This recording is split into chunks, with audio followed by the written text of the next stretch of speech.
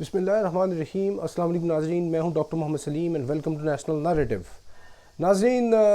جو سینٹر فیصل واڈا ہے یہ سپریم کورٹ میں گئے توہین عدالت کے کیس کے سلسلے کے اندر، اور ان کے ساتھ کوئی 30 سے 35 پارلیمنٹیرین ان کے ساتھ اظہار یکجہتی کے لیے سپریم کورٹ گئے ہیں۔ اور دوسری سائیڈ پہ جو مصطفیٰ کمال ہیں ایم کیو ایم پاکستان کے، انہوں نے سپریم کورٹ سے معافی مانگنے کی بات کی، لیکن سپریم کورٹ نے معافی کو ریجیکٹ کر دیا۔ ساتھ ہی جو علی امین گنڈا پور ہے وہ بڑے ہی ولیٹائل ہوئے ہیں۔ یہ ساری صورتحال ہے کیا؟ معاملہ یہ ہے کہ سینٹر فیصل واڈا کو سپریم کورٹ اشارے کنائیے کے اندر مختلف انداز میں یہ بات کر رہی ہے کہ بھئی آپ معافی مانگیں اور ہماری جان چھوڑیں، لیکن سینٹر فیصل واڈا جو ہے وہ بالکل اس بات کے اوپر ایگری نہیں کر رہے اور وہ معافی مانگنے کے لیے تیار ہی نہیں ہے۔ وہ کہہ رہے ہیں کہ جی آپ کی جو حق عزت ہے وہ شہباز شریف نے کی ہے، فلاں سیاستدان نے کی ہے، فلاں نے کی ہے، آپ ان کے ساتھ بھی یہی ٹریٹمنٹ رکھیں،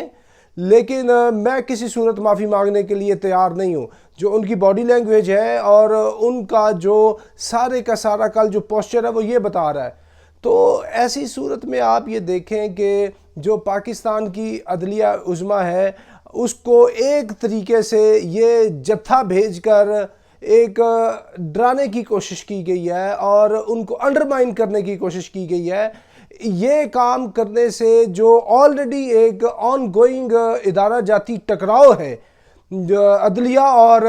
مقتدرہ کے درمیان، یہ تناؤ بڑھے گا۔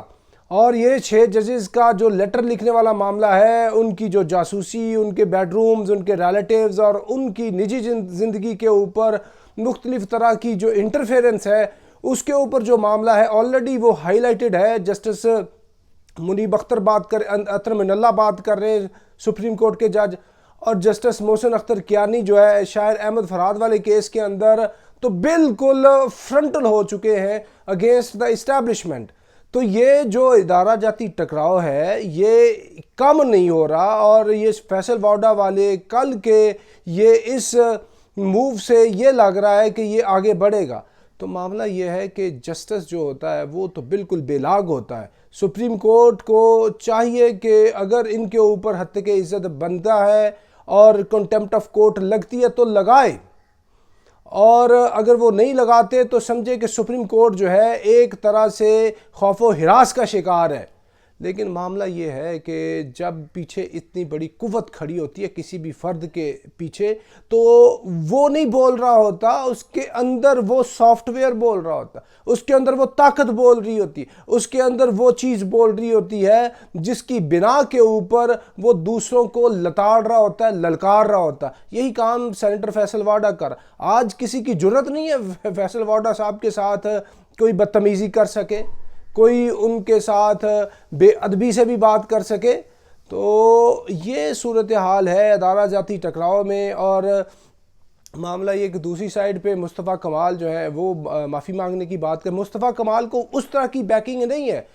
کیونکہ انہوں نے پاک سرزمین پارٹی بنائی، کسی کے کہنے کے اوپر ان کو وہ پذیرائی نہ ملی، اور ایونچولی وہ محنت کرا کے اتنے سالوں کے بعد دوبارہ یہ ایم کیو ایم کے اندر ابھی آئے ہیں، اور پھر ان کو یہ ایک سیٹ دی گئی ہے، تو ان کا تجربہ کچھ تلخ ہے۔ فیصل واڈا جو ہے ان کو یہ پتہ ہے کہ کلیئرلی ان کے پیچھے ادارہ کھڑا ہے، اس لیے وہ کسی کو بھی یہ بات کر سکتے ہیں، تو اس سے ادارہ جاتی ٹکراؤ مزید بڑھا۔ اور علی امین گنڈا پور جو بات کر رہے ہیں وہ یعنی جو گورنر کے پی کے اس کو لانتی کہہ رہے ہیں اور اتنی شدید زبان استعمال کر رہے ہیں، تو ان کی یہ زبان کا استعمال بھی بالکل زیادتی کی بات ہے۔ اور دوسری سائیڈ پہ پی ایس ڈی پی کا پبلک سیکٹر ڈیولپمنٹ جو جتنے بھی پروجیکٹس ہیں وہ اس کا فنڈ جو کے پی کے 91 پروجیکٹس جو ہے وہ ان کو ایک طرح سے روک دیا گیا ہے، ان کی فائنانس جو ہے سسپینڈ کر دی گئی ہے سینٹر کی طرف سے۔ بڑا شدید غم و غصہ ہے کے پی کے اندر، اور چیف منسٹر کے پی کی اس طرح کی باڈی لینگویج وہ جو ہے وہ اس کے پیچھے آپ ریزن دیکھیں، ہم جسٹیفائی نہیں کر رہے اس کی باڈی لینگویج کو، اس طرح کی زبان میں بات ہونی نہیں چاہیے، اس سے ٹکراؤ ہوگا۔ کیونکہ پچھلے دنوں بھی فیصل کریم کنڈی کے پی گورنر انہوں نے اور علی امین گنڈا پور نے اس طرح کی زبان استعمال کی، کسی نے اپریشیٹ نہیں کیا، بعد میں سیز فائر کرایا گیا، ابھی دوبارہ سے یہ بات چیت چل رہی ہے۔ تو یہ ایک بہت ہی خطرناک صورتحال ہے، اور اس کی آپ پیچھے روٹ کاز دیکھیں کہ یہ جو ایفیکٹ ہے اس طرح کی زبان بولنے کا، اس کے پیچھے کاز کیا ہے۔ اور آپ کو ایک اور بات بتا دیں ساتھ ہی کہ یہ جو انڈیا کے اندر معاملہ ہوا ہے، یہ نریندر مودی کی شکست، یہ بیسیکلی فیشزم کی شکست ہے، یہ بیسیکلی ایکسٹریمزم کی شکست ہے، یہ بیسیکلی ہندوتوائیت کی شکست ہے، یہ بیسیکلی پرائیڈ کی شکست ہے، یہ بیسیکلی ایروگینس کی شکست ہے۔ اور اس سے آپ ایک بات یاد رکھیں کہ جب آپ اتنا اپنے آپ کو اوور ایسٹیمیٹ کر لیتے ہیں تو پھر شکست آپ کا مقدر ہوتا ہے۔ اور جو دوسری سائیڈ پہ محنت کی ہے بھارت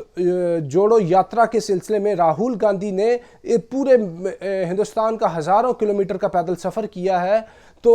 اس سے یہ ظاہر ہوتا ہے کہ جو محنت ہوتی ہے لوگ اس کو رجسٹر کرتے ہیں، اور اللہ تعالیٰ کے ہاں بھی رجسٹری ہے اس کی کہ لیس علی الانسان الا ما سعی، کوئی بھی انسان کوشش کرے تو کوشش کی۔ راہل گاندھی نے اتنا بڑا امپیکٹ ڈال دیا ہے، جو بالکل کانگریس ڈاؤن تھی اس کو اس نے اٹھا دیا ہے۔ اور دوسری سائیڈ پہ ایک اور آپ کو بات بتاؤں کہ نریندر مودی اوور ایسٹیمیٹ کر چکے تھے، انہوں نے سمجھا کہ یہ رام مندر بنا لیا ہے، پورا میڈیا میرے پاس ہے، پورے کی پوری کارپوریٹ سیکٹر میرے پاس ہے، اور میں نے اتنا ہائی جیک کیا آر ایس ایس کی، اتنی والنٹیئر آرمڈ والنٹیئر میرے پاس ہے، تو کوئی سوال ہی پیدا نہیں ہوتا کہ میں 400 کے قریب نہ جاؤں۔ یہ اوور ایسٹیمیشن تھی۔ ہاں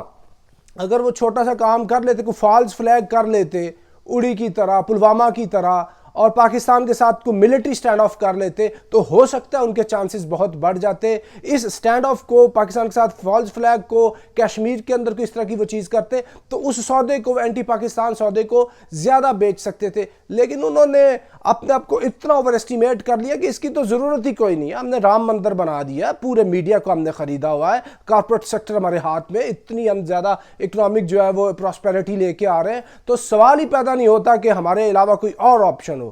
بھائی کوئی انہیویٹیبل نہیں ہوتا،